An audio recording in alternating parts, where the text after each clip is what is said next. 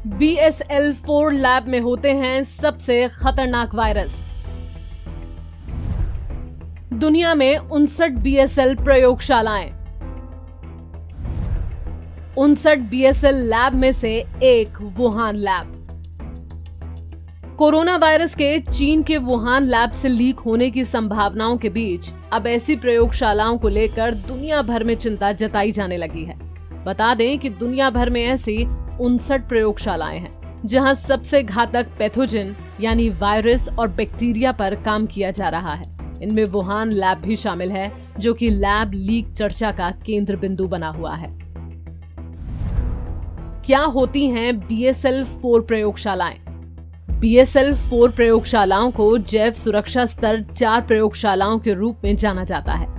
इन्हें इसलिए बनाया जाता है ताकि शोधकर्ता यहां सुरक्षित माहौल में दुनिया के सबसे खतरनाक रोग वाहकों के साथ काम कर सकें, जो गंभीर बीमारी के कारण बन सकते हैं और जिनके लिए कोई इलाज या टीका मौजूद नहीं है। इस दौरान शोधकर्ताओं को स्वतंत्र ऑक्सीजन के साथ पूरे शरीर के दबाव वाले सूट पहनने की आवश्यकता होती है। कहां हैं BSL-4 प्रयोगशालाएं? 23 देशों में फैली BSL-4 प्रयोगशालाओं का सबसे बड़ा केंद्र यूरोप है, जहां 25 प्रयोगशालाएं हैं। उत्तरी अमेरिका और एशिया में क्रमशः 14 और 13 हैं। ऑस्ट्रेलिया में 4 और अफ्रीका में 3 हैं। वुहान इंस्टीट्यूट ऑफ वायरोलॉजी की तरह दुनिया के 3/4 BSL-4 लैब शहरी केंद्रों में हैं। वुहान दुनिया की सबसे बड़ी BSL-4 लैब। 3000 वर्ग मीटर लैब क्षेत्र के साथ वुहान इंस्टीट्यूट ऑफ वायरोलॉजी दुनिया की सबसे बड़ी BSL-4 लैब है। हालांकि जल्द ही अमेरिका में कैंसस स्टेट यूनिवर्सिटी में national bio and agro defence facility दुनिया की सबसे बड़ी लैब होगी, तो ये 4000 वर्ग मीटर लैब स्पेस के साथ सबसे बड़ी लैब होने का दावा करेगा। BSL-4 लैब में क्या होता है? लगभग 60% BSL-4 प्रयोगशालाएं सरकार द्वारा संचालित सार्वजनिक स्वास्थ्य संस्थान हैं। 20% विश्वविद्यालयों द्वारा और 20% जैव रक्षा एजेंसियों द्वारा संचालित हैं। इन प्रयोगशालाओं का उपयोग या तो अत्यधिक घातक और संक्रमणीय वायरस और बैक्टीरिया के साथ संक्रमण का निदान करने के लिए किया जाता है, या इनका उपयोग इन रोग वाहकों पर शोध करने के लिए किया जाता है, ताकि हम ये समझ सकें कि वे कैसे काम करते हैं और नई दवाएं, टीके और निदान परीक्षण विकसित किए जा सके। सुरक्षा मानकों पर खरी नहीं उतरती। ये सभी प्रयोगशालाएं सुरक्षा मानकों का कितना पालन करती हैं, इसका आकलन करता है वैश्विक स्वास्थ्य सुरक्षा सूचकांक। ये संस्था विभिन्न देशों द्वारा जैव सुरक्षा और जैव संरक्षा पर कानून, विनियम, निरीक्षण एजेंसियां, नीतियां और प्रशिक्षण के बारे में हकीकत बताती है।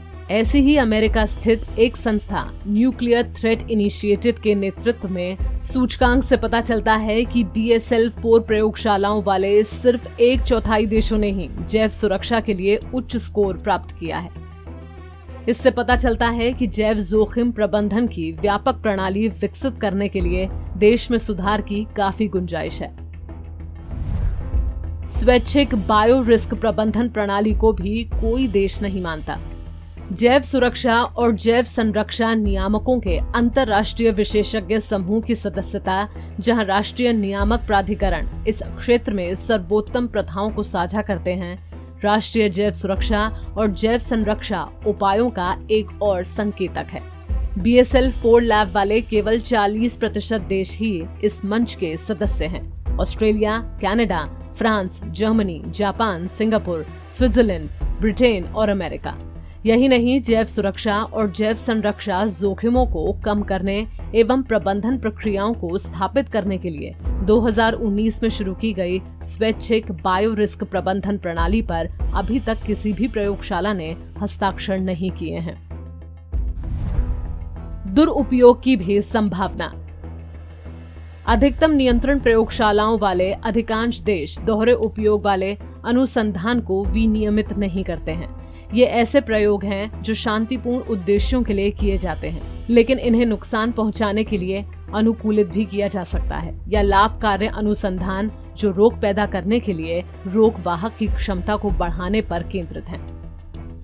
BSL-4 लैब वाले देशों में सिर्फ Australia, Canada, Germany, Switzerland, Britain और अमेरिका में दोहरे उपयोग वाले अनुसंधान की निगरानी के लिए राष्ट्रीय नीतियों और अन्य तरीकों का पालन करते हैं। BSL-4 लैब की बढ़ती मांग। कोरोना वायरसों पर वैज्ञानिक अनुसंधान में एक बड़ा हिस्सा ऐसे देशों में है जहां दोहरे उपयोग अनुसंधान या लाभकारी प्रयोगों की कोई निगरानी नहीं है।